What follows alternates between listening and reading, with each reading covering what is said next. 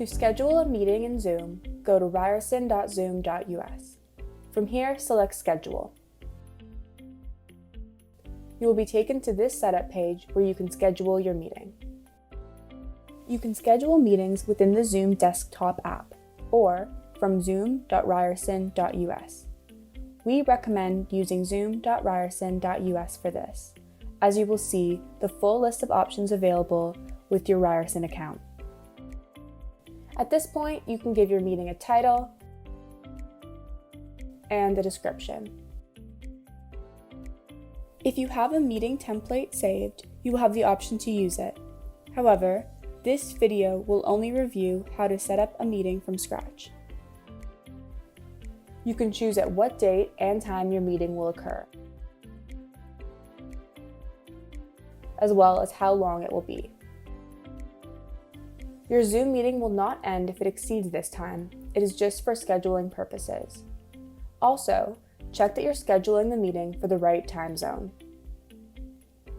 When scheduling, you have the choice to make it a one-time occurrence, or you can make it recurring.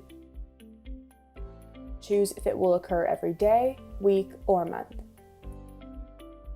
We will have our meeting repeat every 2 weeks. This means that our meeting will occur every other week. If you select one, it will repeat every week. You also have the option to have it occur on multiple days. Finally, you can choose when this meeting will stop reoccurring by either selecting an end date or selecting how many times it will repeat. When scheduling a lecture class, consider using the recurring meeting feature. This way, you can choose your default settings and create breakout groups that remain the same for the duration of the course. If a change needs to be made, you can always go in and edit the recurring meeting settings. Next, choose if participants need to register in advance for the meeting.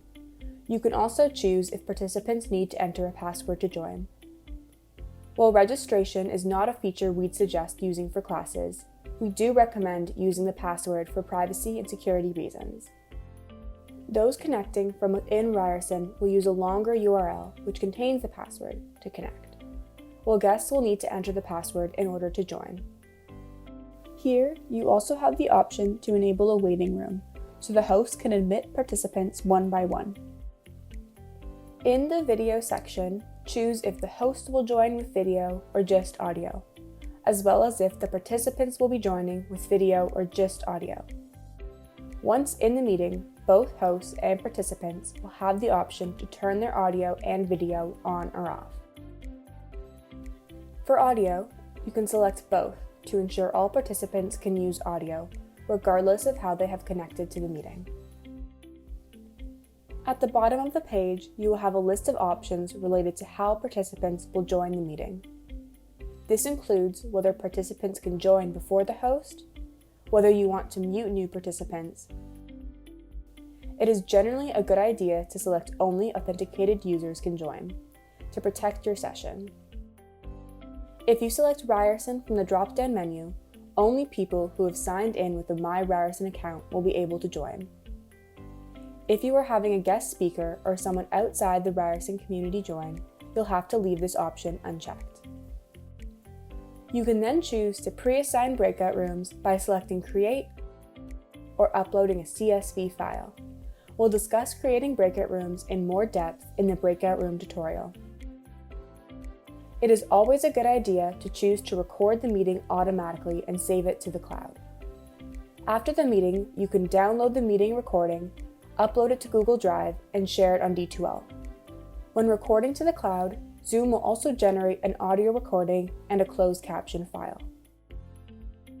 Finally, you have the option to add co-hosts by entering their email addresses.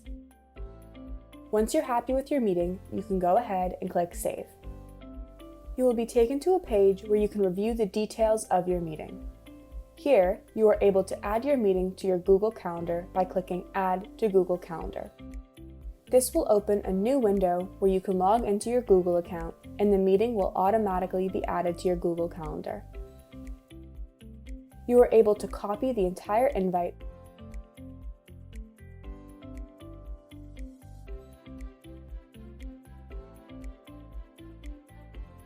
or copy the invite link. These can be sent and shared with students through email or D2L. To join the meeting, remind your students to log in at zoom.ryerson.us, then click the link for the meeting at the scheduled time. At the bottom of the page, you can choose to delete this meeting, save this meeting as a template, which allows you to easily transfer over the same settings and polls into future meetings. You have the option to edit your meeting if you need to go back and make any changes.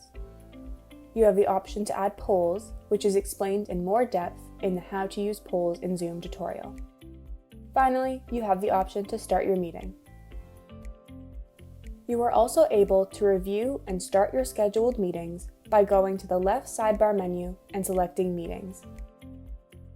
You will then see a list of all your upcoming meetings. You can click the blue title of your meeting to go back and make adjustments. You can choose the one that you'd like to launch and select Start. Your meeting will begin and Zoom will be launched.